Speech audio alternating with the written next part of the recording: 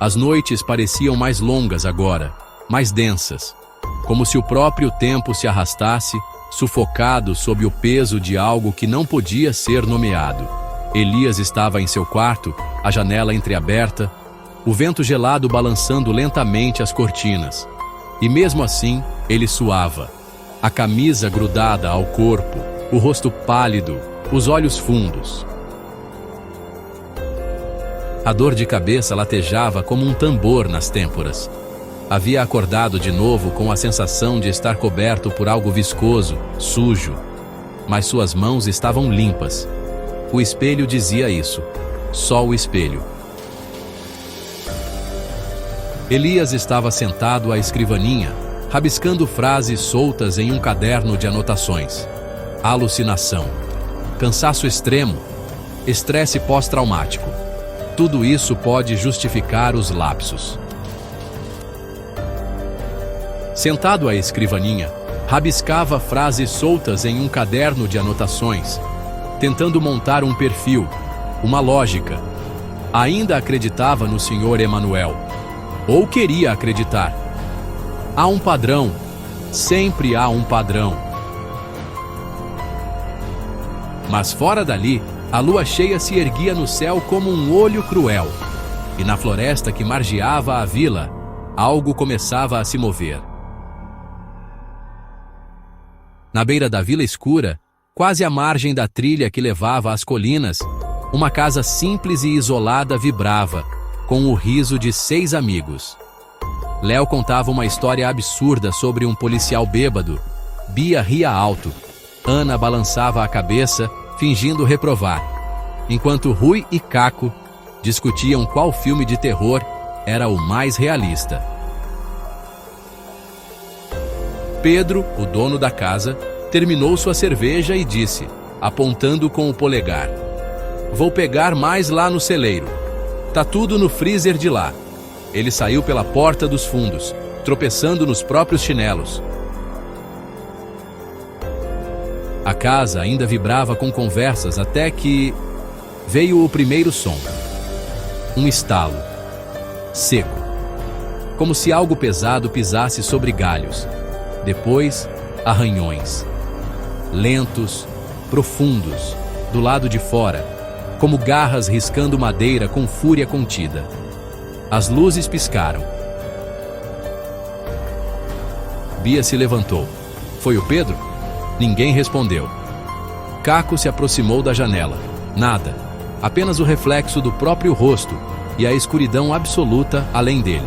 Mais arranhões, agora no telhado. Léo sussurrou: "Isso não é o Pedro." O estrondo então veio como uma explosão. A parede dos fundos cedeu como papel rasgado. Madeira voando, poeira e tijolos se espalhando no ar. E então ele apareceu. A criatura. A criatura, gigante, pelo escuro como breu, olhos vermelhos como brasas, iluminando o rosto da morte. Ela se ergueu em meio à névoa que se formava na sala, o peito arfando como uma fornalha viva. O primeiro grito foi o de Ana, o segundo foi o de Léo. A noite acabava de entrar em um horror puro e então... A fera avançou, um salto impossível. Caco nem teve tempo de reagir. Foi arremessado contra a parede como um boneco, o estalo dos ossos ecoando pela casa. Rui tentou golpear com uma faca de cozinha, mas a garra da criatura varreu o ar como uma foice, lançando o rapaz sobre a mesa, que se partiu sob o impacto. Bia correu para o corredor, mas o monstro estava em toda parte. Um vulto veloz, os rugidos mesclando-se aos gritos de pavor. Ana tentou se esconder atrás do sofá, mas foi puxada com uma brutalidade que só a fera conhecia. Garrafas estouravam, cadeiras viravam. O ar se enchia de gritos, estalos e um cheiro forte de madeira, suor e... algo mais metálico. No celeiro, Pedro ouviu tudo, congelado. cada grito atravessando sua espinha como uma lâmina invisível. Ele não respirava, não se movia, as mãos cobrindo a boca, o corpo encolhido atrás de caixas de madeira. Lágrimas escorriam sem que ele percebesse. Do lado de fora, o silêncio chegou. E depois, passos, pesados, lentamente se afastando. A criatura bufava, farejava, mas não o viu. Pedro permaneceu imóvel até não ouvir mais nada. No dia seguinte, o céu parecia mais cinza do que o habitual. Elias acordou com o coração acelerado. O pesadelo ainda vibrava em sua mente. A mesma casa, os mesmos gritos. Mas ele não conseguia ver o rosto das vítimas, só sentia a presença da criatura, como se estivesse dentro dela. A água fria do banho pareceu um soco em seu corpo dolorido. Cada músculo doía como se tivesse corrido uma maratona. Mas ele não correra, certo? Horas depois, o telefone tocou. Silva atendeu primeiro, do outro lado da pousada. O rosto dele ficou pálido como papel. Silva, Elias, precisamos ir. Agora. Massacre. Casa na beira da floresta. Eles correram. A casa estava irreconhecível. Madeiras partidas, móveis destruídos, sangue nas paredes. Não era um crime comum, não era um assassinato em série. Era outra coisa. Silva tremia. Silva. Isso não é humano, Elias.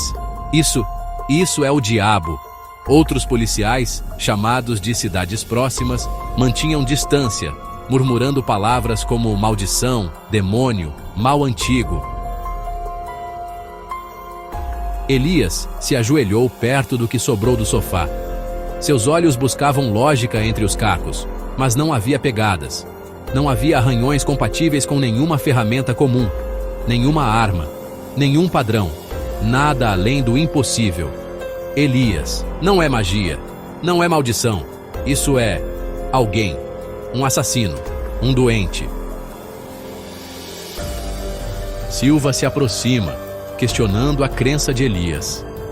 Silva, você acredita mesmo nisso? Depois do que viu? Elias o encarou. E havia algo em seus olhos.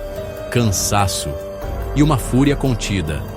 Elias, eu preciso acreditar. Na cidade próxima, Pedro tentava falar com as autoridades. As palavras saíam tremidas, atropeladas. Pedro era um monstro enorme. Tinha olhos vermelhos. Ele matou todos. Alguns policiais tomavam nota, outros trocavam olhares entre si. Era verdade? Ou choque? Na vila, os moradores se dividiam. Uns rezavam, outros preparavam armas. Muitos já faziam as malas. Naquela noite, Elias ficou sozinho na delegacia. Folheava os registros, procurava conexões, mas seus olhos sempre voltavam para as marcas, para os destroços. E nenhuma teoria se encaixava, nenhuma pista, nenhum suspeito, nenhum humano. Sua mão tremia. Ele se aproximou do espelho do banheiro.